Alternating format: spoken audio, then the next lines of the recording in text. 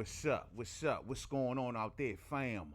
Bam! What's going on out there, man? It is the homie, Mainman Mademan here. Y'all know how I get down.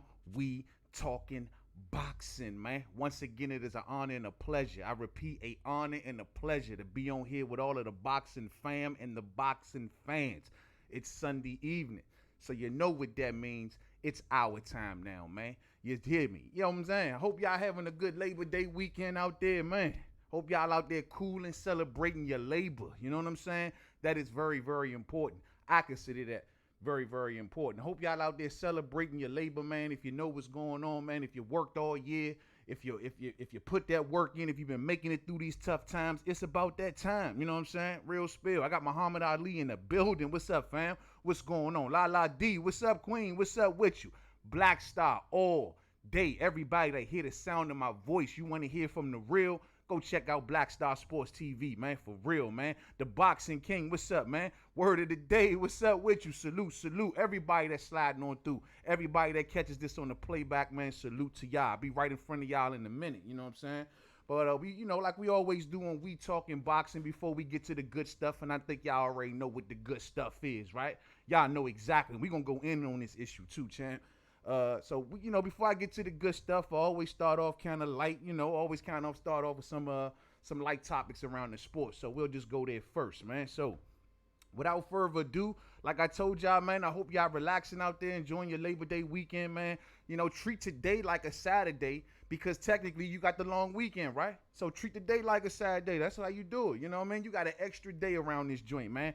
Chill out before the holiday season get all cracking up, man. For real, man. But, yeah, without further ado, I think that's all I got. Let's get into the boxing. You know what I'm saying? Real spill. Volume a little low. You say volume a little low. Thank you for that, man. Thank you for that. Let me turn this up.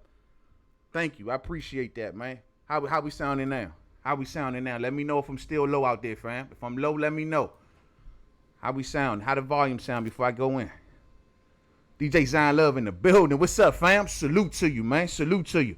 Man, we got a lot to talk about, fam. Y'all let me know just how the volume is. It looking like my levels has increased a little bit, so hopefully we good. I'm not too loud. Hopefully I'm just fine. Just let me know. Just let me know. Somebody give me a thumbs up or something and let me know in the chat that the volume is good before we get to cracking. Let me know. Let me know. Let me know.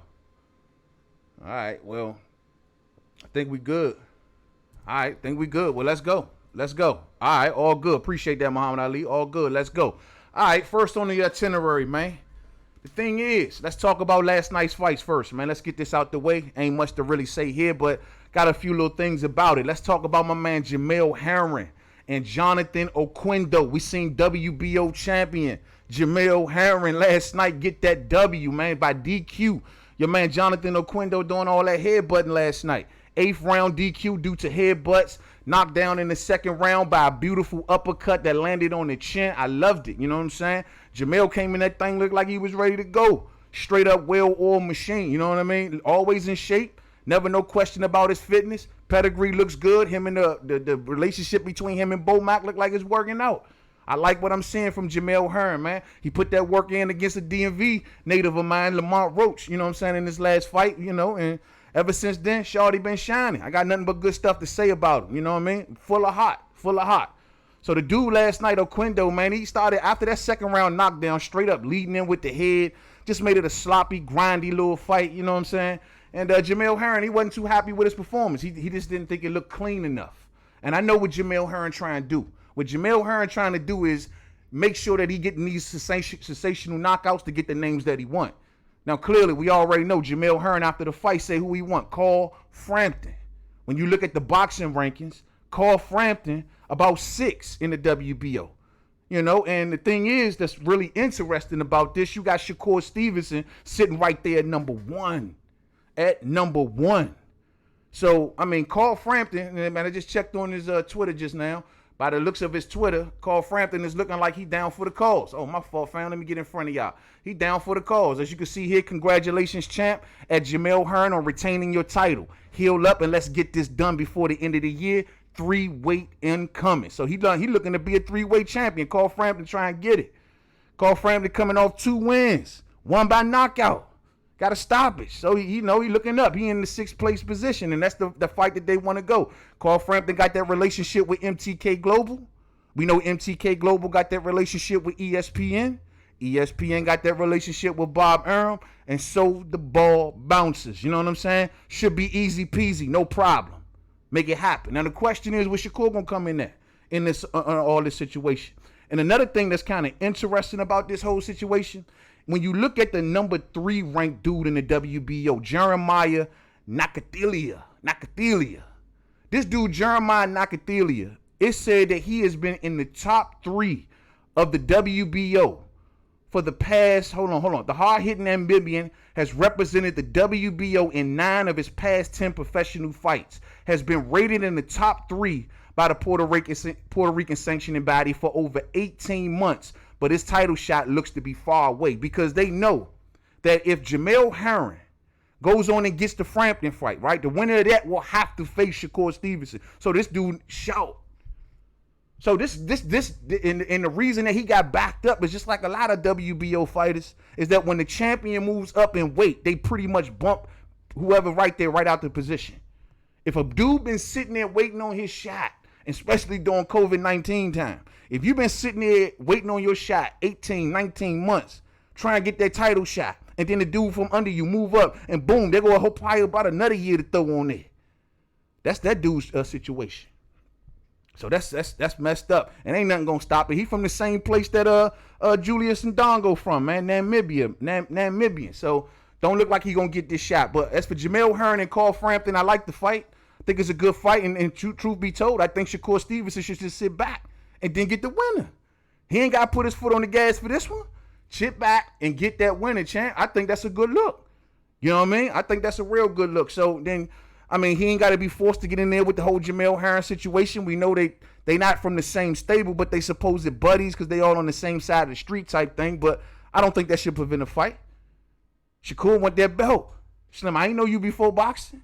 Guess what? You got that belt. I need that up off you. I'm coming in for that WBO. On top of that, Shakur can get them after a big fight, which means somebody's name going to be ringing some bells. I like that. That's like a route for Shakur, man. We looking at which way Shakur might go. We know they talking Burchelt. He wants Burchelt and other guys, but son, this is like an easy peasy route. And look, and whole time, Jamel Herring hasn't fought a mandatory since the Lamont Rose fight, which was last November. So the mandatory coming due, which is Shakur Stevens. But I'm sure Bob and MTK Global will put that call into the WBO to postpone things. I mean, it's COVID, right? We can postpone that and that mandatory to like next spring, and while he go in there and get that Carl Frampton fight, I'm sure they'll work something like that out, right? But that's a good look. As for moving on, Jared Anderson, man. Jared Anderson also fought the heavyweight, went up in there in the 6th round. I don't even know the dude he fought, to be honest with you. I don't even know his name. But beat the guy up. You know, the only reason we watched that fight whole time is just to see what Jared Anderson looking like, right? Let's just be 100. So Jared Anderson showing his amateur pedigree. You know, they say he was a good amateur, so and seen all kinds of styles, and he has good boxing ability, and he wanted to show that off to the world. Jared Anderson whole thing was, you know, I don't want everybody to just think I'm just a big puncher. So he wanted to get some rounds in, work his jab, work his movement, show some pedigree, show some fundamentals. I like what I saw. Big stiff jab, you know what I mean? He keeps it moving, good head movement. Just wonder how much he got in the tank. He went into a 6th rounder in this particular fight, but coming along pretty good, man. I think I like what I seen. I mean, of course, we got to step it up in class. This was a journeyman, but it is what it is. But he showed us that he got other capabilities. We still learning about Big Baby, the real Big Baby. We still learning about Slim. So, you know, we gonna see if he the real deal. But I like what I seen. I like his boxing ability, man, all day. I got Bruce Goes in the building. What's up, fam? What's up with you, man? What's up with you? Wayne Jr. in the building. Team Haney ducks. And now I see through the BS. We gonna get there. I got a lot to say about that. Team Haney ducking. And you usually say I seen that. 600 days, says Black Star. Yeah, man. Wayne says, yo, man, they should make you fight the number 1 ranked guy when you move up and you get a shot at the title. Yeah, exactly.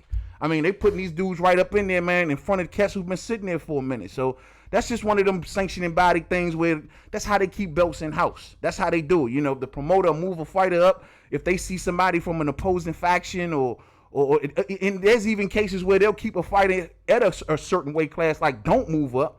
And then when they see certain people moving up in the rankings, it's like, oh, we got to shut that down. Now you can move up. A lot of fighters squeeze themselves down in weight because they promoted tell them to. Real spill. And they'll let them know when they can move up. And that's messed up, man. That's messed up. But anyway, I like what I seen from the heavyweight, though, man. I like what I seen. Anderson looked like a young Tim Witherspoon. Yeah, he looked good, bro. He looked like a little young Larry Holmes, man. You know what I'm saying? I like what I'm seeing in him. He working that jab, big jab. We know he a big puncher. And, you know, like I said, he just wanted to show his skills. I got a quote from him right here. He says that we're ready for everybody. We're building up. Bob Arum is moving me perfectly. It was about getting those rounds in and showing that I can really box. I'm not just a puncher. I know how to box, and I know how to stay on my back foot. I like that. I like that. I like that. He want to show dimensions to his game. I think Shawty going to be something, man. I like his attitude. They keep him busy. What is this, like his third fight in like 12 weeks or something like that? Like they keep Shawty busy. They keeping him occupied. They making sure he ain't sitting on the couch, just sitting around. You know what I mean? And he, on top of that, every time I hear him talk, he always motivated. Just like any heavyweight would, he think he ready for the top dogs or trying to move up. But slow your roll, young buck. You'll get there. I think Shawty gonna be nice, man. Hopefully he'll be maturing and peaking right around the time with Du Bois and all of them dudes, man. He coming right in with that class. That'd be perfect. That'd be great. You know what I'm saying? At least we got something to show for the future. Because I've been wondering. I know y'all been wondering who the hell was going to step it up. I've been wondering. Y'all been wondering. So it is what it is. You know, look, we got an answer here, man. So that's good news, man. So those are pretty much the recap that I got for the fights from last night, man. I didn't catch them right away last night, so there was no post-fight videos and there was no live reactions, but I caught it this morning. You know what I'm saying? I caught it this morning when I tried to catch up on some boxing news. So, and I couldn't believe on some of the things that I caught up on, man. And we going to get there. We going to get there. Let's move on to the next story, man. And the next story is something that we all been covering all week. You know what I'm saying? And that is this Kell Brook versus Terence Crawford situation. Now, we hear that the new situation. The situation is updated since I've last talked about it. I don't know about anybody else, but since I've last talked about it, this situation has changed. The last time we talked, it was about that 1.5. That 1.5 that's lingering around. That 1.5. That's what it was all about. Now, word on the curb is that the Top Rank is offering Kell Brook $2 million. Top Rank offered a Brook around $2 million. Hearn is also discussing with Bob Arum the possibility of a fight in the UK if stateside November 14th on ESPN is the plan. Bud hasn't agreed on the money, end quote. So Bud's still saying like he holding out. Bud probably want to see all them numbers, dotting all the I's and crossing all the T's. But for them to up this number, man, that's a good sign. That's a definitely good sign. Top Rank want this fight. Whenever they participating like this, they usually want to fight. And I told y'all before, it's always easier to do business like this when you're dealing with another promoter, especially when you're dealing with another promoter that also has a network to come to his aid as well. It makes things so much smoother. It's, as opposed to with the PBC dudes. None of them ain't got promoters. Hard to do business. Don't know who to talk to. Don't know who backing them. Don't know where the money gonna come from. All situations. It's like with the PBC fighters, right? That's what make their situation so hard to do business outside of the PBC. Because of the lack of having a promoter. And then when you don't have a promoter, the other promoters see you as bait. They figure like they could come around and just offer you a little anything. Now it's to the point where fighters think they can offer anything. Ain't that right, little Devin? We gonna get there. We gonna get there. We gonna get there. But the thing is, in this particular situation, is that's a good sign, man. They cannot be that far apart, Joe. They gotta be like right there, man. They gotta be right there. I'm thinking Kell Brook should be happy with 2.5. I don't know if they doing this on pay-per-view, some revenue to throw on the back end. Bam, we should have a fight, man. I think Kell motivated to do it. And besides, bro, what the hell else do you got? This is your goal. This is your one opportunity. This is your life raft right here, champ. This is your chance to jump out there and say, you know what, I'm taking this opportunity, me and my chocolate brownies, and I'm gonna do what I got to do. Go do what you got to do. This is it. Don't bitch it. Don't bicker too much. Don't diva up too much. Yeah, we know what your past purses were, but this is pandemic. You got the pound for pound fighter in front of you. If you beat this man, your future is very bright. Go for it, Kell. Go for it. You've been training all around the world, getting your body all in shape, going to the Crunk gym, all that. Go for it, champ. Go for it. I hope so. I hope so. I really do. Now the question is this, and I'm already kind of seeing this kind of starting to bud out a little bit. The question of credit when it comes to Crawford and Kell Brook. Fam bam, how much credit is Bud gonna get for this? Really? I mean, I give him credit. I think this is Kell Brook 2.0. I think this is the T1000 version, but I already see little attacks already starting to mold, and it's gonna happen, fam. But if he goes in there and beat Kell Brook, the credit is going to be limited, in my opinion. I think it's gonna be limited. Oh yeah, they taking Earl Spence Jr.'s leftovers. Yeah, his eyes are broken. That's all that's gonna come to play. It's gonna be just like, and I fear that it's gonna be just like Bud's previous opponents. Like when we talked about Amir Khan, he was undefeated at welterweight. Remember that big talk? Oh, Amir Khan might got a glass chin, but he's never been stopped at welterweight. Until Terence do it, then it don't mean nothing. You dig where I'm going? So this is what I'm saying. So is that we gonna get there with Brook? Because it's already, the foundations are being laid. I can tell you that now. Foundations are being laid. So are we gonna get there with Brook? We hyping it up now. See, as we getting, this is how things get when you get closer to things getting done and closer to fights, how things started to clear up for you and certain things start to reveal themselves. That's kind of interesting. Because I remember a few months ago when it was, who the hell was Bud gonna fight? Who the hell was Bud? I just want to see him fight. Then he gets a guy, and then the evaluation on Brook gonna come. And then it's gonna be, well, Brook, ain't for that welterweight. Shit, I've been saying this is the reason I didn't really call for this fight from the jump. Keep in mind, oh man, he ain't for that welterweight in 3 years. It come built with a billion, trillion, zillion excuses. And this is something that just honestly, I hate to say it this way, but it's facts. This is just something that Terence Crawford subjected himself to by choosing this opponent. I mean, everything can't always be roses with Bud. I keep telling y'all that. Sure, I mean, I'm good with the Brook fight given the current landscape of things. But don't act like this was the best that we could have got. I wasn't jumping on this Brook try. It took me a minute to get down with this fight because I know how many excuses it comes with. I don't know how much it really does for Bud here in America. I can tell you much. I mean, if he stops Kell, I think that should be a Lions roar around boxing. Some people say, is that enough to get his 50-50? No. They not going. No one's going to see it that way. No one's definitely not going to see it that way. You know what I'm saying? All day. Lee, by example, says, got to give Bud full credit. A lot of Spence fans called for Brook. But you're right. They will discredit him every way that they can. All day. All day. I see it coming. But this is the reality, though.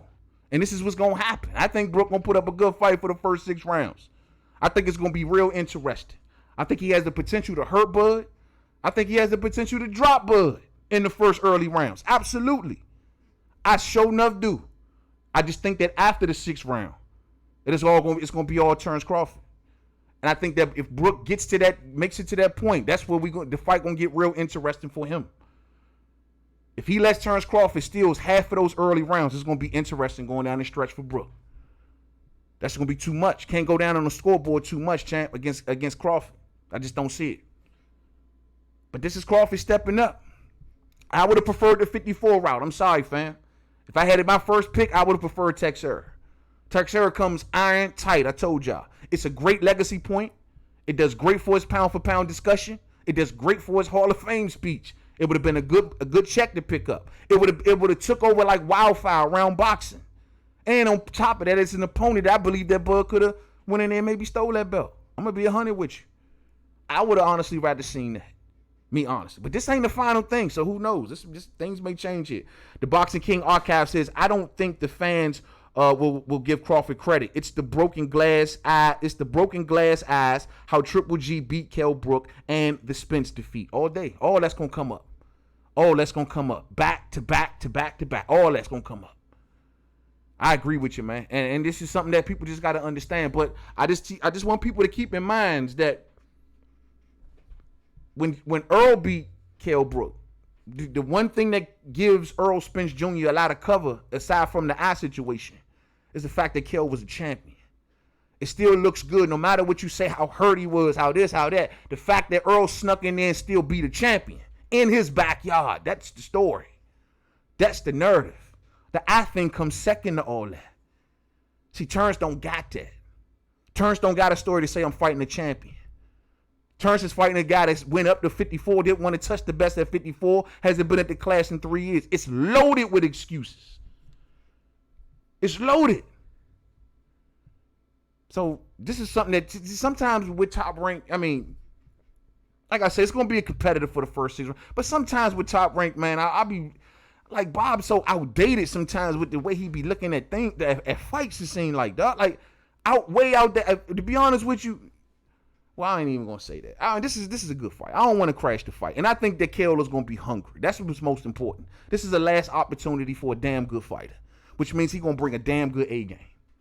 I believe so. You know what I'm saying? I believe so. Silver Salamo in the building. What's up, fam? What's up with you? What's going on? What's going on? Lead by example says, but if you take credit from Bud versus Brook, you got to take credit from Brook versus Spence. Triple G broke him first. True. I mean, I try to point that out, but like I just told you before, the fact that he went to Brook's backyard and he took a belt off him, that narrative overpowers that. I see what you're saying, but people still going to say, well, he still was a champion. Some even was running down the narrative of he was the number one welterweight at the time. Then the reason that they can hide behind that is because the dude had a belt. Bud will be facing a beltless Brook. That's the weight for real. The weight it's not the name, man. The weight is the belt. If he would have had a belt, it would have made some sort, even if he didn't fight in 3 years or whatever, if he'd have had some Emeritus belt or whatever, it would have just gave it just a bit more weight, I think, in a lot more people's eyes. But this is going to come loaded with excuses. And I'm being honest. The pundits going to poke holes into this. There's going to be a lot of people that's going to poke holes into this. And I'm just being real. Don't take it as I am. I support the fight. But there's going to be cats on TV. There's going to be cats on here. There's going to be cats everywhere that poke holes all into this. But guess what? Remember, given the current landscape, no one wanted to fight the man. What can you do? Keith Thurman pricing himself out, $10 million. What you doing in the pandemic? You really don't want it? You know what I'm saying? We ain't heard from Keith Thurman since. He just put that out there. And you know, he put that out there in the air, disappeared, poof, pow. Haven't heard and seen from him since. You know, Virgil Ortiz was talking big talk until it was time for him to step up. Then we didn't see Virgil Ortiz again. Udanis Ugas ran to the WBA. Sean Porter says, I love you, and he's scared to lose his number one position in the WBC. So where we at for Bud? Given the current landscape, I get it. If he's not overpaying, no one's trying to come and play. You know what I'm saying? That's just a simple thing. That's just a simple thing. This is my argument. The fans is Bud fighting the naturally bigger man. Is Bud fighting a naturally 154 pounder? I believe so. And most importantly, another thing that just been pointed out to me by the fam, and that's a good point out, Brook ain't under no rehydration clause this time around. Brook has always held that IBF down at 4.7, where he had to hold that weight down and crunch that weight down until fight day, you know, that 10 pounds rehydration limit, that same day weigh-in, that you can't be 10 pounds over the limit. Brook has always held just the IBF at 4.7. What would we get from a replenished Brook? That's a question. That's a good question. So I don't know. This is going to be interesting. I mean, us boxing fans who know what this is, we looking at this, but I think the interest doesn't go beyond the 6th or 7th round for most of us. A lot of us really want to see this fight based on what's going to happen early. What's going to be the thing that gets into this thing? How is Brook going to approach these early rounds? That's the main reason we really want to see, because most of us expecting Crawford to cruise after that. Now, if Crawford in the middle of late rounds start to get touched up, oh, that's going to be something different. Houston, we got a problem. The question is Brook's tank, you know, is it enough in the tank for him to do that? To rise above and beyond and do that. You know what I mean? So we'll see. Biased boxing channels confuse casuals and new fans. Porter was trashed until he took the Spence through the fire. Now he is elite. I think what Porter's one of those fighters, you win some, you lose some, man. You can't really crack on Porter, bro, because he one of them dudes given his resume. And given that he's not like most fighters, where he's not been able to get involved in a lot of fights, he's been right in the dead and center in most of these big fights. And he's won some, and he's lost some. And that's why I respect Sean Porter. Because win, lose, or draw, he bringing it. He's won some, he's lost some. But I'm expecting that when you're going against consistently the best, that's going to happen. Unless you just super gifted. Unless you special. Unless you Ray Robinson. Unless you Floyd. Unless you Muhammad. Unless you special. You know what I'm saying? Outside of that, I'm expecting a lot of losses on the elite level. I mean, you're going to maybe split. If you walk away with a 50% win to loss ratio on the elite level, on the top level, man, that's respectable in my eyes. You know what I'm saying? In my eyes. But let's move on, man, away from this, and let's get to the thing that I know y'all want to talk about. Now, let me take a minute with this one right here, because I'm going to need a minute. Let me take a minute. Give me a second, fam, because we about to go in on this Gary and Devin Haney situation. Let's talk about this right here. Now, I'm going to try to talk about this calmly, and this is we talking boxing. This ain't us on a live discussion. This is not me doing a vid, so we're going to keep it calm on this one. You know what I'm saying? Don't need to get all loud. I did that on the video. I had my rant video. Y'all already seen it, so check this out. We're going to talk about this, and we're going to hit this point by point. Now, for those who don't know, let me just bring y'all up to speed. The thing is this. Gary Russell Jr. responds to Terence Crawford. When Terence Crawford tells Kell Brook, I'll send you $1.5 million for a fight. Gary Russell gets involved and says, I'll take the $1.5 million. Terence Crawford goes silent on that. Devin Haney comes from out of left field when no one's talking or thinking about him and says, I'll give you 1.5. Gary responds and says, I'll take 2. This is personal with me and Terence, but with you, it's business, which is the appropriate response. Because you, if I lose to, has severe repercussions. If I lose to Terence, it doesn't. It's me taking an attempt at greatness. So you is business. You is a possible really like fight that's right in front of me. You I take to different. I don't look at it as Crawford. No one looked at Mikey and Earl as it was like almost an exhibition, a wonder fight. That's all that was. But you is business, champ. You I can't lose to like that. I can't afford to get in the ring, have a bad showing with you. That's going to have severe repercussions on my career and legacy. So you, it's different. Why are you poking your nose in the man's business? Now, so, Devin Haney says, well, I'll give you the 1.5. So Gary Russell then says, you know what, after a day of ranting, he comes back and say, you know what? Screw all that, you know? Since you out here talking, since you running your mouth, since you got a lot to talk about, I'll take the 1.5. And that's why I last left off with the story. So I said to myself, well, that's a good sign. Because I was actually stomping for Gary to get the 2. Because I think he deserves the 2. I think he's worth and deserves the 2. Especially what he means to Devin Haney. He is beyond worth and more the 2. But Gary comes out and says, screw that. I'll take the 1.5 that you offering, little Devin. What's good? So I'm happy. I'm going to celebrate my Labor Day weekend. I'm expecting to come back to the boxing game and expecting to talk about a monumental fight between 2 good-ass brothers, man. Two dudes that's going to, man, light it up and take over boxing with this right here, man. This is the fight to talk about. And then I hear Trill Bill flying around on his magic carpet like he always do. He knows exactly who to keep on speed dial, who to call. Trill Bill this morning, and I'm going to give the name. Salute to the legendary 78 Sports TV. He had a great live. I didn't even catch that one at first, but that's the one I started watching. And I listened to Trill Bill break down his argument. And I couldn't believe what I was hearing. So the new offer is this. Oh, sorry. Hold on. The new offer is this. This is the new offer. This is the quote. Because I didn't want to play any audio and none of that jazz. You know how people is. I don't want to deal with all that. This is the quote, all I need right here. Everything else really don't mean nothing. This is the quote right here. This is all I need to know. This is the new offer. So y'all can quit stuttering about it. As we get the money, beat his ass, and he come work for the youngest promoter in boxing at 21 years old, end quote. So the thing is now,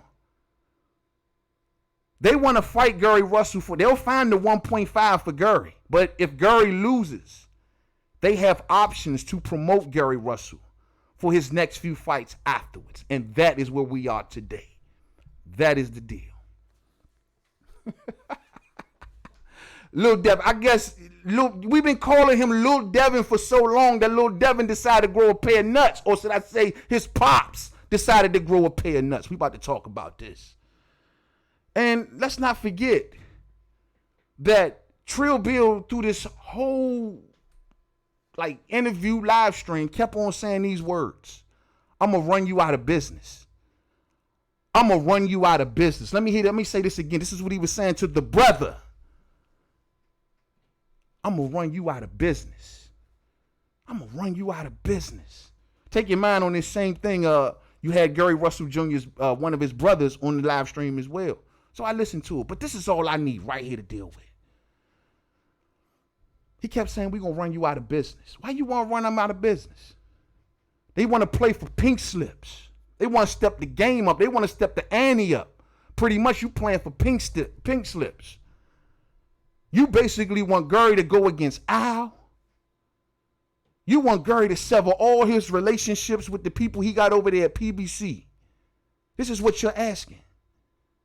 You want him to sever ties with all of his people over there to come and work for Lil Devin in order to get the fight. That's where we at. That's where we at. Okay. I don't know if the snacks then went to Lil Devin's brain. I don't know what you've been doing, because you see him with the shirt on, right? He's like one of Victor Conte's #1 employees of the month. You know what I'm saying? So I don't know if you've been eating the 2021 snacks, homeboy, but them shits done gone in your head, bruh. All the way to your head. I want to run them out of business. Take your mind, fight fans. Not to say no one's considering this, but to keep this in mind. This is unprecedented in a way. Yes, I said unprecedented. No, man, what are you talking about? Promotional companies do this all the time. They have Devin Haney promotions. They ain't doing nothing that no other promotional company don't do. Bullshit. You talking to Mainman Mademan. Let me tell you how this works. This man is an active fighter. This man is an active fighter. You don't have active fighters promoting their opponents after they've been beat. I see Floyd Mayweather doing it, to Manny Pacquiao. But this ain't Floyd. This is a playbook out of Floyd's. This is a page out of Floyd's playbook. But this ain't Floyd. Where do you see active fighters fighting their opponents and then turn around and promote them while they still fighting? It's rare. And you ain't got the juice to do it, Lil Devin. Who you working for? This is what we about to get to the bottom of. Who you working for real? That's what I want to know. See, when Oscar De La Hoya came to Earl Spence Jr. and says, you need to come on over here to Golden Boy. When he's on the Twitter talking about when are you fighting, I don't see no dates for you. You need to come to Golden Boy. And then I'm hearing him talk about options, putting options on Lil Earl. Oh, boxing blew up then? Oh, hell nah. We ain't nobody going to see Oscar. He putting options on him. And the crazy part is that Oscar used to promote Earl Spence Jr. as well as the rest of those PBC fighters. But they wouldn't dare go to Oscar now because he going to put options on them, right? It's cool. No one wanted to run the Oscar for options. And he had some good fights lined up. He said you can get the Canelo Alvarez fight. You can fight the cash cow of boxing. This is called 2020 ducking. You can fight the cash cow of boxing. I'm going to give you this big old fight outside of your weight class. You get your name up in the limelights. And when you lose, you work for me. Or if you win, you work for me. Options. Here go the worst kind of options, though. Let me tell you the worst kind of options. The worst kind of options are if a fighter is with a promoter. And this is in their contracts, fight fans. If a fighter is with a promoter, and if that promoter gets them a championship fight on their last fight of the contract automatically renews. Options. Mikey Garcia. They say Mikey Garcia is a boss, man. Mikey Garcia, $7 million a fight. He's on DAZN. Can he leave DAZN? The answer is until DAZN is ready to release him because they have options. Who you working for, Lil Devin?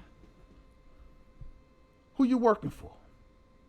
PBC fighters not having promoters, they make these things difficult like this. Eddie Hearn, when he got his $1 billion, what did he wanted to do? He wanted to go right after those PBC fighters because he knew none of them had promoters. It seems to me that Bill Haney over here, him and Lil Devin, guess who they been hanging out with? They've been hanging out a lot with Eddie Hearn. I've been peeping these dudes. A lot with Eddie Hearn. Eddie Hearn has been trying to get his tentacles into PBC as much as he can. The worst thing is when you got someone like this, an infiltrator, a chameleon, a camouflage. They hanging around Floyd. They know all the PBC players, and all they doing is trying to steal their fighters. Do you think that Al Heyman would be okay with Gary Russell Jr. allowing any promoter, better yet this little pup, any promoter, to put options on his fighters? This infiltrator right here. Infiltrator right here. You walking around, who you working for? Who you been talking to that told you? It's funny, I look at Eddie Hearn, right? He ain't been nowhere near this story. He ain't been nowhere near this story. This is how it works. Y'all know the game. Somebody got to be the puppeteer, and somebody got to be the puppet. So you telling me that this man is saying, we will pay you the money, or how we will find the money for you, champ. We'll find the money. All you got to do is let us get options. You know what that tells me? You don't got the money. That means that tell me you got something on it. You got something on it. You got 5 on it. That's what it is. You got 5 on it. That means in order to get the rest of the money, you got to go back to Eddie and say, Eddie, I need the rest of the money. But Eddie is saying in order for you to get the rest of the money, you let them know that they're going to be fighting over here on the zone for as long as we see fit. Because Bill don't got all of the money. If he had all of the money, this would be easy, slam dunk. Hey, you go, champ. We got it. Let's do it. I don't even think he'll put it up then because he can't afford to take a L. They can't afford to come out the gates and take an L like that. Ain't no crowds. So you got to go to Eddie to get the money. But in order to get the money from Eddie, Gary got to fight on his own. So who you working for, Lil Devin? Who you really working for? You ain't got no network deal. How you going to promote anybody? You ain't got nothing to offer a 5-year reigning champion, dog. You ain't got nothing to offer him. Nothing. You the B-side whole time, I think. So who you really working for is the golden question. That is the golden question. This is not how you do business. You don't, see, I noticed something. They playing the YouTube game now, which is always terrible for business. You don't come out here.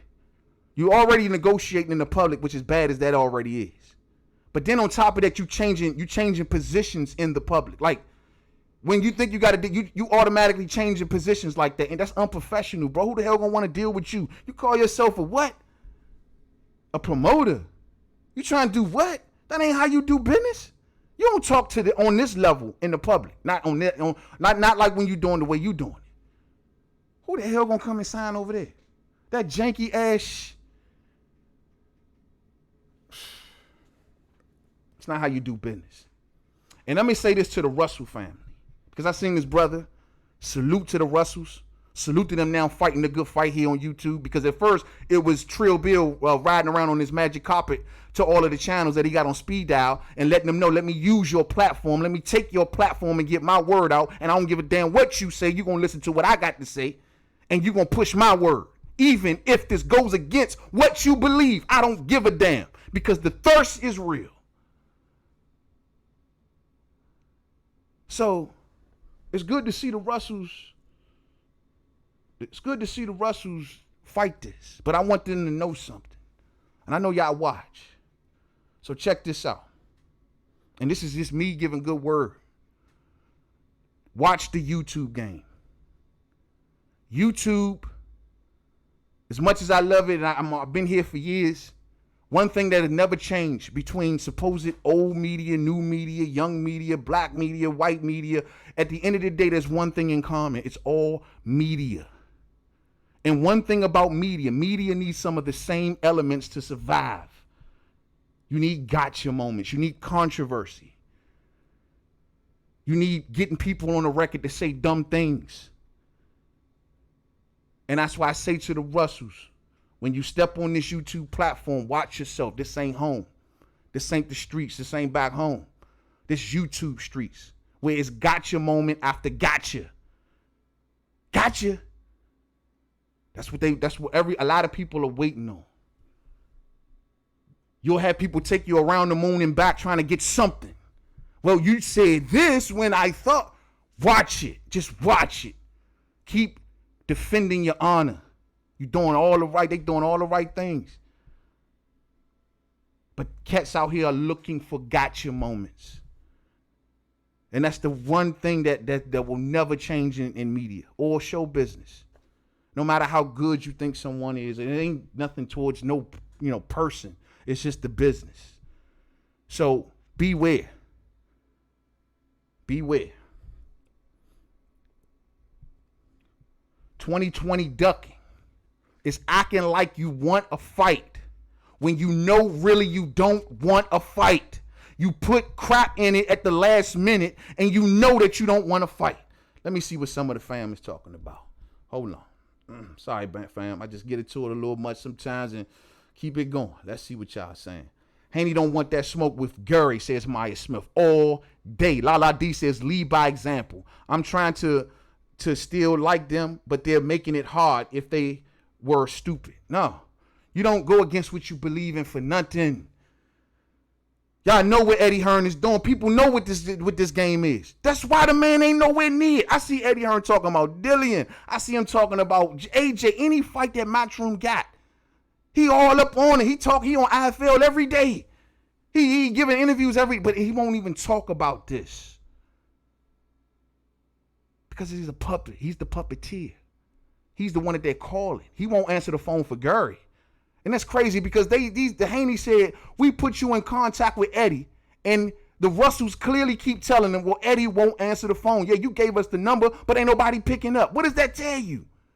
But you keep coming out here with new marching orders. Who you working for? What you trying to do to the brother? For real. You trying to put him on an app? You trying to get him stuck on an app, though? Nah, champ. Nah. And they're going to say shit like, and going to talk it like this, like you sonning the man. That means you know you don't want, let's just go to the land of make-believe, which gives me a headache sometimes. But let's go to the land of make-believe. Let's just say Gurry Russell says, okay, I'm good with this. Look how you talking to that man, champ. You trying to son him.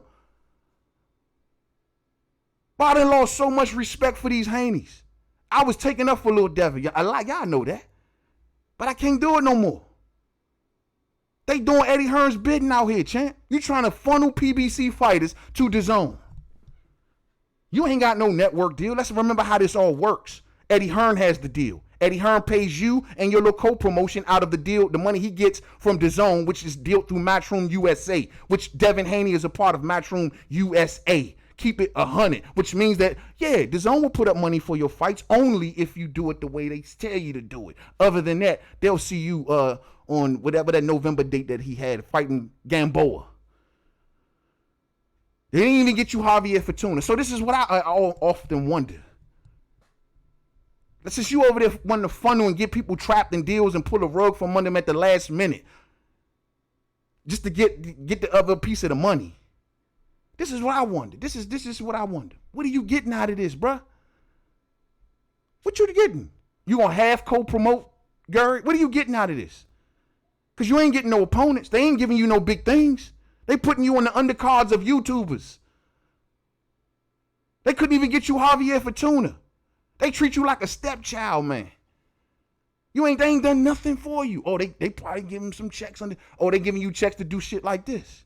Y'all probably try to do the same thing to Tank. Tank, stay away from this cat. This cat ain't right. Now I see why Tank is keeping it stepping. Tank knows something. You notice how Tank be carrying it, like how he treat Lil Devin? He like don't even, he looked the other way. He know the game that they playing. I often wonder why they ran over to the zone so fast. Now I see why. Devin and Tevin. 2 peas in a pod. Devin and Tevin. Tevin tried to lure Tank over. Tevin was Tank's bait. Remember I told y'all, remember we were sitting here talking about that. Tevin Farmer was the one that they recruited for Tank. When Tevin lost his belt, they can give a damn about Tevin right now. You better not lose your belt, little Devin. Well, you can be back over here explaining yourself to Al Heyman why you was working for Eddie. And then you want to come back. You have to explain it. How you think Al Heyman felt about that? Devin and Tevin. Devin and Tevin. Yeah, Haney's. Oh, man. Lala D, this is this. Oh, y'all talking to each other. Yeah, man. Andre had warned Andre to stay away from those pilgrims, but he signed anyway. Yeah, you know what? The thing is, look at the Matchroom USA, bro. They all hurt. They tried to suck. They told Jamal Charlo, if you face Demetrius Andre for what did they offer him, $7 million or something like that? So that's 7, always floating around. You fight Demetrius Andre, options. Why do you think Charlo ain't going over there? They can't give him. They can't present. No, you know Eddie Hearn can't present. He always, well, this could be a one-off thing. He always say this. This could be a one-off. This could be. Let's hear them come out about this situation and say this can be a one-off. This can be a one. He talks that it can be a one-off, but he never makes one-offs. You notice that? Because it ain't a one-off. It's an option. It's almost slavery. It's slavery. You putting me in a situation I can't get out of. Next thing you know, I'm in a situation where DAZN got to approve on all my fights on the app that nobody gonna see. Ain't nobody in DC know nothing about no DAZN. I'm telling y'all straight like that, fam. We don't know nothing about DAZN out here, man. Never heard of it. I'm trying to tell you real spitting, never heard of it. You come out here and ask anybody, who's the DAZN? DAZN what? What's that? What's the DAZN? Is it a restaurant or something? What's that? What they serve? They got burgers? I'm trying to go get one of them joints. That's what people gonna tell you. Nobody don't know no DAZN. So if Gary was to put himself on DAZN, lock himself, that's slave. Bro, you know what that is? That man looking to retire soon. Man always been a free man. That's one thing they say, well, Al Heyman keeps you free. Well, he's been with Al a long time. Always been a free man. He's supposed to lock himself in at the end of his career. This is a duck, fam. This is a duck. This is a pure duck. It is a duck. Devin Haney is a duck. There's no freaking way that I can see Devin Haney as a champion. We say now we're going to have to reevaluate Lomachenko. This dude is a straight up duck. He is playing the Eddie Hearn game. And Eddie Hearn ain't even delivered him no big fights. You playing the Eddie Hearn game, bro. I'm looking at Devin King, Devin Hearn, Devin Hearn. Oh, Devin Hearn. Little mini me over here. Devin Hearn. Real. It came all the way down to that to fight a small dude. That's the sad part. As many of y'all say, y'all, you know, boxing fans, he a little dude. What are he gonna do? Well, you see him boxing. They saying Terence Crawford should stomp out the little dude. Well, he's a little dude, Devin. Why you putting him through hoops, loops, and all kind of traps? He's a little dude. This is a little dude that you shook from like this. That man accepted your 1.5 and you reneged. You ass betting out here, champ.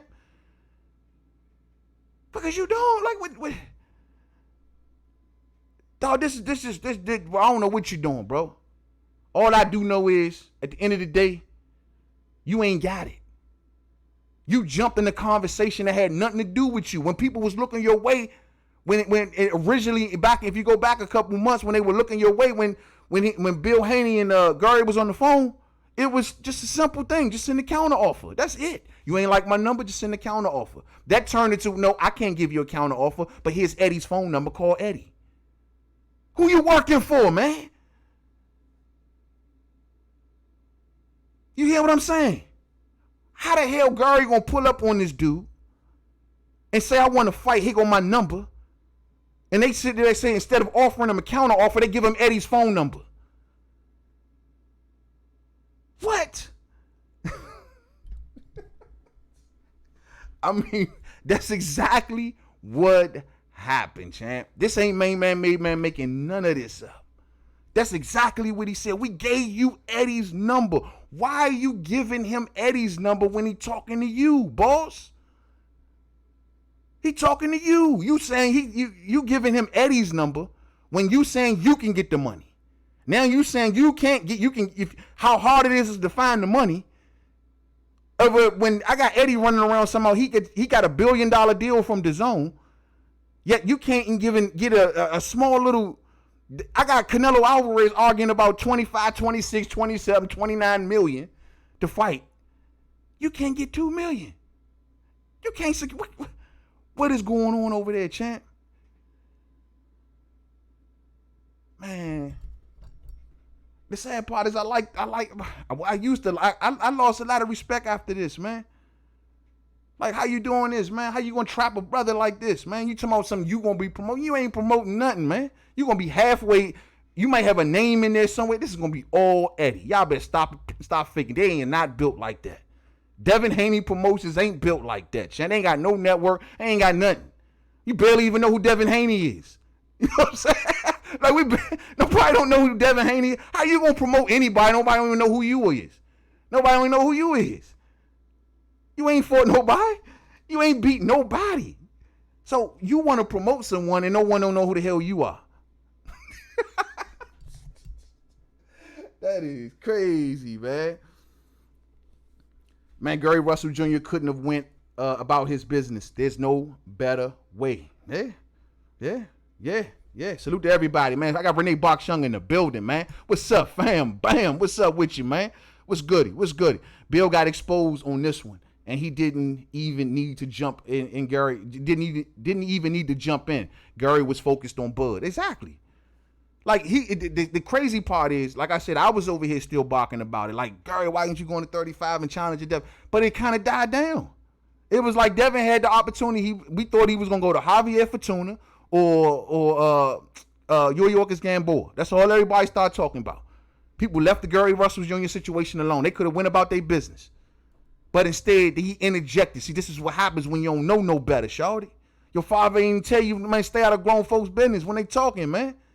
Shouldn't have got yourself in this. Now, look at you looking real crazy out here. You going to have a whole mob trying to protect you, though. I know. Bill going to be he going to be dropping in on everybody's show. I already know. You know what I mean? You're going to have a whole protection plan already ready to go. You know what I'm saying? Protection plan ready to go. We got to protect little Devin. This is, man, I was hoping that boxing media would just, I don't know, got better. You know what I mean? Joseph Brown says, Bill, you got to make this fight now or it's straight duck season. It's a duck. It's a straight up duck. Anything less than straight up 1.5, one fight deal off. Anything less than that. If I'm Gary Russell Jr. at this point, I'm not even talking about Devin no more for real. But why? For what? I mean, dog, you ain't serious, bro. This is the same. And see, this is what happens like when we be talking about the Keith Thurman situation and Bud Crawford. They telling you how they really feel. Keith told you I need to get on the record like I want it, but I really don't want it. So I'm going to do it like this. You feel me? He letting you know he really don't want it. It's the same way here. He letting you know he really, the messed up part about it is that he could have just rolled about it and nobody would have cared. You could have just shut it up and just keep pushing. You shouldn't have opened your mouth. And remember when this is all kicked off. Remember when Trill Bill was the one that kicked all of this off from the jump. I remember the statement on his social media. Gary Russell been looking like food to us for a long time now. You must not be that hungry, champ. Gary Russell been looking like food to us for a long time now. So maybe, you know what? Maybe I should stop getting on Bill and realize that they work for Eddie. They work for Eddie. They can't do but so much. Eddie told them in order for them to make this happen, you got to lock Gary into a contract. You got to lock him in. We're going to promote him. He's going to be a Devin Haney Promotions fighter on DAZN Network. Yeah. Who the hell you think going to be pushing that? That's going to be Devin Haney Promotions in association with Matchroom Boxing USA. Man, Gary going to have about 4 or 5 promoters over there and stuck on the app. That's called entrapment. enslavement. Who you working for? Why would you want to do this to the man at 32 years of age, knowing that he's trying to get out of the sport of boxing? Why would you do this? People say, now I'm wondering, like, for personal and business and some say, no, man, it's just, but nah, bro, that's personal to me. That let me know that you really don't mess with me. Like, you ain't got no intentions on fighting me. You want to put me under some contract. You want to put the small print in the joint. That shit ain't cool, bro. It ain't cool, man. This ain't cool. Black Star say, yo, man, this is a must-have fight for the both of them all day. And that's the crazy part about it, man, that this is a hell of a fight. I'm hoping that this all blows over, to be honest with you. I'm hoping that this is all just a high point of passionate negotiations and everybody just kind of settle down and come back to reality. I'm hoping that happens. Yes. I'm hoping that happens. Maybe an apology or two, whatever. Transparency. Not moving goalposts. The sad part is that Gary came down from 2 to 1.5 to make it happen. He came down because even people start wondering, well, why he won 2? He ain't never made more than this. Everybody counting his money. He ain't never made more than this. He ain't never made more than that. You know what I'm saying? Why he won 2? He pricing it. That engine was ready to take off. So I think that's why Gary said, you know what? I got to get out here in front of this. Because that plane was ready to take off. The price out plane. The price out plane was on its way to the third heaven. The price out plane. Oh, he priced himself out. He asked for more than he's ever seen in his life. But it's okay for Keith Thurman to do it. Oh, he should do it. Why not? They not promoting him over at PBC. Why not? Break his relationship with Al Heyman. They get stuck on the app. You didn't even tell Earl Spence Jr. to do that. You didn't even tell Jamal Charlo to do that. Why were we telling little Gary Russell Jr. to do that? You want to take advantage of Gary Russell Jr. because of his situation? Is that what it is? Because nobody won't fight him? Gary, if you got a date in December, go forward with the date, bro. Forget this cat. This cat don't want no fight. They're going to get little Devin beat. Devin want to get over there and sit over there and milk checks. That's what he want to do. He want to keep milking checks. He's happy at the position he's in. He is a Demetrius Andrade. He's a Tevin Farmer. They happy where they at. Yeah, they'll fake in front if we can get the big one. If we can lure over a big guy from the other side. If Tevin could have lured over Tank. If Devin could have lured over Gary. If Andre could have lured over Charlo. Then yeah, we'll give him the biggest fight of their life. You doing Eddie Hearn's business. Shameful. Shameful. Batman says they got a deal to fight Fortuna on the table for more money. Oh, that's a good look. We was wondering what was going on with Fortuna. I mean, I thought little Devin was gonna snatch it up, man. If Gary snatched that fight, man, good. Hey, man, hey, that's a good fight.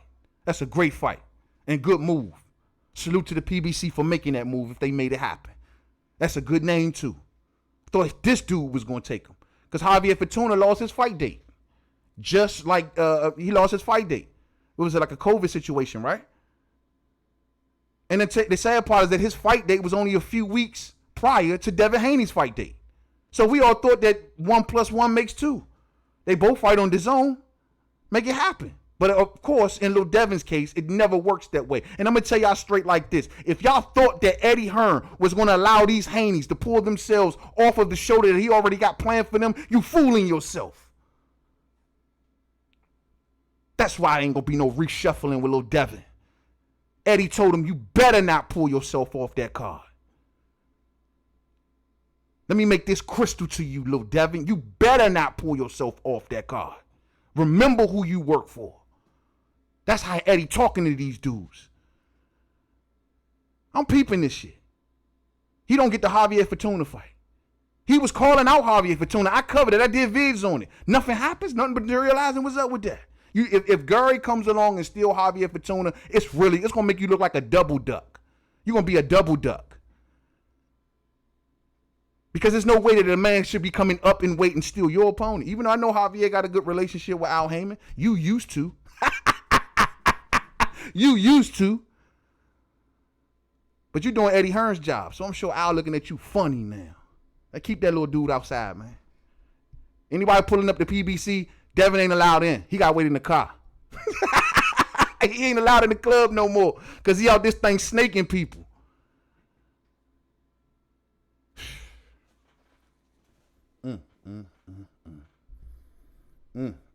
Walter Robinson says the people won't be fooled.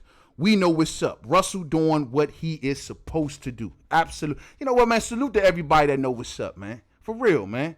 Salute to everybody that see through this, man. I'm glad, but you know, it took, unfortunately, and to the ones that was already peeped this out from day one, salute to y'all. But it's sad that it took him to be this blatant.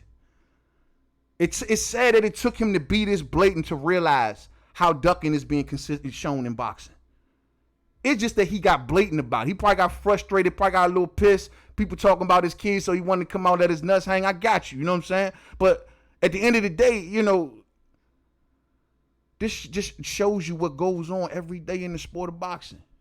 And a fighter tried to do this. This ain't everybody like this is a fighter. This is an active fighter who's 21 years old, ain't even really been in a world title fight. This is a fighter, man. You don't have fighters promoting other fighters. Especially somebody who ain't even known. Who you beat? You ain't beat nobody, man. This shit crazy.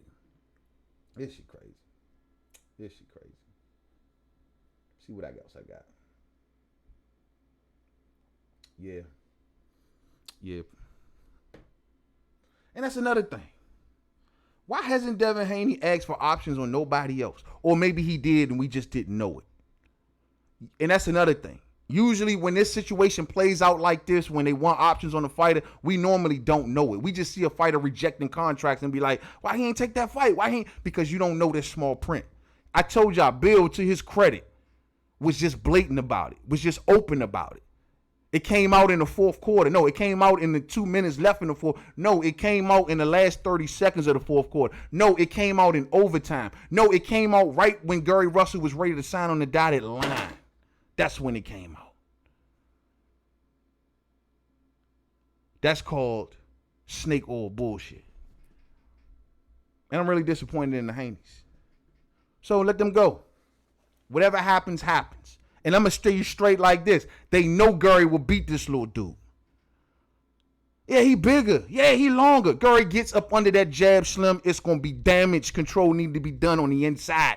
If he gets up under Devin's jab, Devin has big floppy feet. When he try to back up, he backs up slow and he gets clumsy. If Gary closes that distance, gets under the jab, he going to tear little Devin up on the inside. All day. They know this. You don't think they know this? You don't think they know this?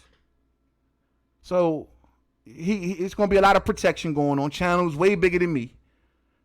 They're going to be protecting the man. Unfortunately, it's going to woo a lot of casuals, but it's just the boxing climate that we in, man. It's just the boxing climate that we in. The difference between old media and new media, I'm starting to not see much. There's all media to me now. No one's sticking to the guns no more. It's all about gotcha moments. This is unfortunate because I really had a lot of hope for this fight.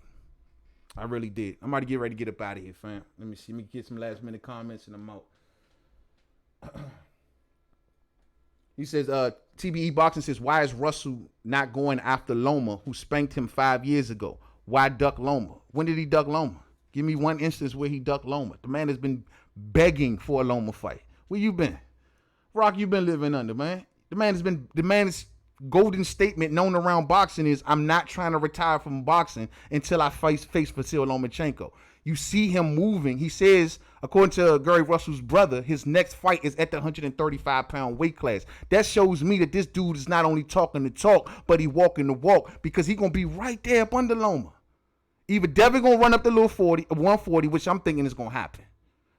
Devin going to run up the 140. And that's going to open up the gates for Gary Russell Jr. to hopefully get that WBC. And it's going to be interesting to see what Loma pivots there. Because we hear Bob Arum saying that he ain't going no higher than 135. So if Gary moves up to 35, if this Javier Fortuna fight comes to fruition, anyone, that's a top enough WBC opponent where Gary can effectively move into the mandatory position. And Devin going to have a question then. Because at that point, Devin, see, this is what I want Gary to do. Yeah, at that point, all of that you talking don't matter. Either you going to vacate or you going to fight. That's what I'm talking about. Right there. Checkmate. We're going to put this, not only is you going to duck him now, you're going to duck him later. You're going to not only duck him now, you're going to duck him later, because when he come to 35, if he get Fortuna out the way and he got to be your mandatory, the question going to become what you going to do. Options are going to be a thing of the past. You can't talk about options then, little Devin. You going to duck him again? You going to run to 140? Is that what you going to do? You going to say you outgrew the weight class? Is that what they going to do? Is that what they going to do, fam? When Gary come to 35 in December of this year, when he comes to 35, what you gonna do, Devin? You gonna run? Because he will be named mandatory. He's the WBC champion at 26. He will be named mandatory. All he needs is one good win. One win. Technically, I think he should be already moved up as the mandatory, personally. He's been a 5-year reigning champion. The WBO do it. We just got finished talking about that. What you gonna do then, Devin? You gonna duck him twice? Is that what you're going to do? But then run around boxing and say that everyone's ducking you? Is that what you're going to do? That's what these cats do in 2020. Everyone's ducking me. No one wants to fight me. Except that guy right there, the 5-year reigning champion. He been wanting to fight you. Yeah, but you know, I outgrew the weight class. I couldn't wait for Gary Russell. I offered him to fight, and he ain't want to fight. So I had to keep going. That's how the story gets played out. And then the protection squad comes out and echoes that shit around the world. You got to rock with the homie if you want to hear that real. It's the only way. Much love to the fam. Let me get up out of here, man. Much love to the fam. Exactly. Gary always says he is, and I quote, I am leaving Loma to end. I am leaving Loma to the end of my career. What else is going on? Bro, do you really think that Lomachenko will face a Gary Russell Jr. right now? Keep it 100 with yourself. Do you really think that will happen? You know you shaking your head no, because you see no way possible. Between Teofimo Lopez and everything in between, you don't see no way possible. You know it. You see him leaving from ESPN to face a PBC fighter when we can't even get Crawford and Spence. You really see that fight happening? Keep it 100 with yourself. I don't think you do.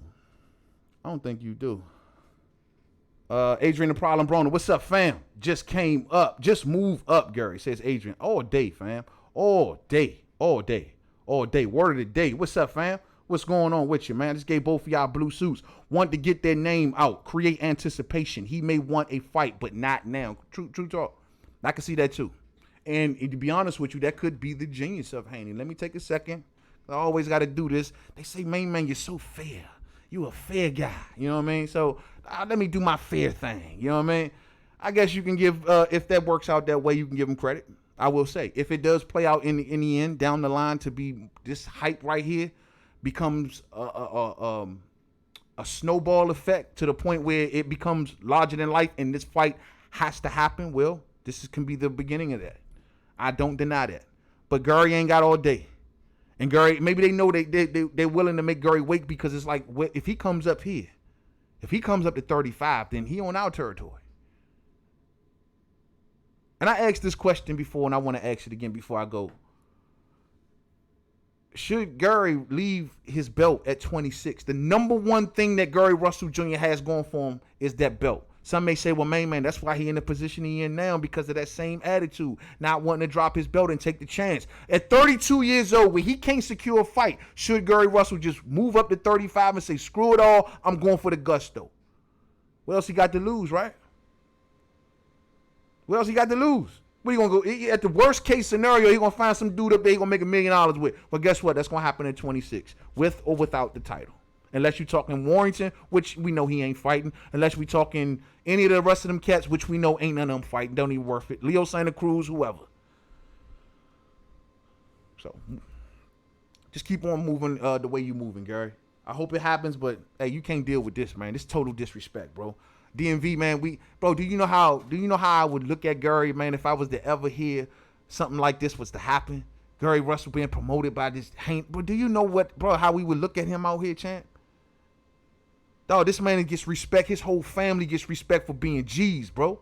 For being men that stand 10 toes down on their word. They get high respect from myself and the whole city. You can't let this kid come through like that. You send this little dude back across where he came from, man. Him and his father. They don't got no respect for you, bro. They showed you no respect and none of this negotiation. For them to come and take a position like they taking, they don't want to fight. And they don't got respect for you.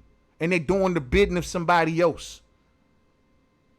They ain't got nothing to offer you, bro. They got to go and ask for permission. You asked them for a fight, they gave you a phone number. They working for somebody else.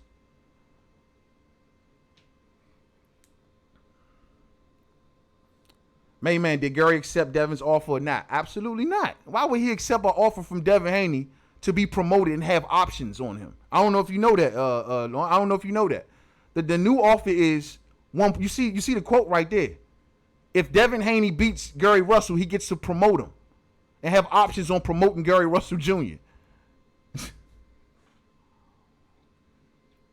People may say, well, man, what's the big deal? I mean, Devin Haney is a good brother. It's not about that. It's not about that. It's the whole principle of honor and respect. This is my opponent. A man who I think he's going to beat. This is my opponent. Ain't no way my opponent who's done far less than me, who's done nothing in the sport, going to come at me like that. It's a matter of respect. I ain't never seen a youngster come at a champion, a veteran champion like this. 2020 ass fighters, bro. I ain't never seen a youngster come at a veteran fighter like, man, yeah, if I beat you, I'm going to promote you. Instead of saying pass the torch to you, pass it. If I beat you, you pass the torch to me. I'm the next one up. That's how most youngsters look at it. If I beat you, you know what I'm saying? Yeah, then guess what? I'm the dude. Gary, you can go ahead and retire. I retired Gary Russell Jr. And we see that story playing over and over in the fight game. Why couldn't it be just left at that? You want to take it a step further because you don't want to fight. This was your way out. They sat back and thought about this, champ. How we gonna get out of this one? Boy, you made yourself look terrible in the eyes of boxing fans. Terrible, shawty. You already had questions surrounding you about the Lomachenko and about you inheriting a WBC belt. Now, you're going to have 12 questions swirling around you. Are you truly a ducker? Everyone's calling you the email champion. Telfimo is watching. Ryan is watching. Tank is watching. And you ain't coming out of this situation looking good. Expect they're gonna be ragging on you online, bro. You listening to Eddie and Floyd? You just came out of this situation looking terrible. It's to a point now where you damn near gotta fight Gary. You gotta fight Gary. And if Gary keep working hard, get that WBC mando, and then you ain't gotta hear nothing about no options. The WBC will order the fight, and the fight will happen. If he doesn't run up to 140 pounds. Yes, sir. Never heard of a prospect offering a long reigning champ this type of deal. This is embarrassing to the sport of boxing. This is ducking at a whole new level, bro. This is ducking at a whole new level. This is a new form of ducking I don't think any of us have started to see. If we start to see this on a regular basis, bro, that's because a lot of let's just say it like this. Like a lot of the workers been standing next to the bosses, learning how the bosses move. And now they want to be that. And now they want to be that. They the bosses recruiters now. This is the same fighter that ran up on Eddie Hearn in an interview, put him on the spot to try to get Eddie Hearn to answer the question of when my next fight coming. This the same dude. And now you out here doing the job for him. Oh, man. Man been trying to get PBC fighters since he got the DAZN deal. And now he using cats that can infiltrate the PBC to bring... Man, this shit is corny, bro. It's corny, if you ask me, man. Lawrence Williams in the building. What's up, fam? What's going on? Gary versus Fortuna is in the works for the WBC Diamond. Yeah, at 35. If Eddie makes the Haney fight. Oh, yeah, that's a good look. That's you the second person that came through and said that, fam. Look like we might be getting Javier Fortuna. I like it. I like it. Shit, man, look, man, that's what I'm talking about. Man, Gary walking straight up 35 and getting smoked. I love it. This is supposed to have been Devin Haney's opponent. I love it. Good move by the Russells. I hope y'all make that move. I hope it comes to fruition. Man, forget about this dude. He got bums to beat. Let him go beat his bums and go finish doing Eddie Hearn's jobs. You know what I'm saying? I don't know what they got him doing. They probably got him, cleaning up around the fight camp or something. You know what I'm saying? I don't know. Let him go do Eddie Hearn's job. Right now, Gary, move on to Javier Fortuna. all day. The DMV back you, bro, 100%. And for anyone, keep this in mind before I get out of here. I should have said this at the top because I know how folks is. I got to watch this YouTube game. Keep in mind, the reason I'm more so passionate about this fight more than anything, I'm from Washington, D.C., born and raised, 10 toes down, still in the DMV area. This is my home. There's an attack on my home. So for anyone who may think, oh, you did, no. I've been following Gary Russell Jr. since the day that he put on a pair of gloves. So, of course, we got him out here. We got him out here. Thumbs up on the way up if you didn't hit it on the way out. Much love to everybody out there, man. Yo, man, we going to keep our third eye on this one right here, man. I really am, man. And I hope this plays out good for the boxing fans. You know what I mean? And I hope we're not getting subjected to all of this boardroom talk because this was disgusting. This showed you the underbelly of boxing. This showed you how deals go south. This showed you the new version of ducking in 2020. This shows you who this man really works for. And it shows you that this kid don't want no smoke, man. Real spill, man. Much love to each and every one of y'all, man. I'm going to get out of here. Keep y'all eyes to the headlines. Keep y'all eyes to the horizons. Y'all already know. We're going to talk this up again on the live discussion, man. Y'all know normally I don't do the live discussion thing on We Talking Boxing for anybody don't know, but when we bring this back up on the StreamYard, everybody and their mom is welcome to come through and rock with the homie. Y'all already know. So I catch up with y'all real soon. Y'all stay safe out there, man. Keep your family safe. Remember, the devil is everywhere, omnipresent, everywhere at the same time. He's coming around your life, your job, your marriage, your everything. Don't let that happen, man. You knock his ass out, man. And like I always say to each and every one of y'all, to the next one, peace out.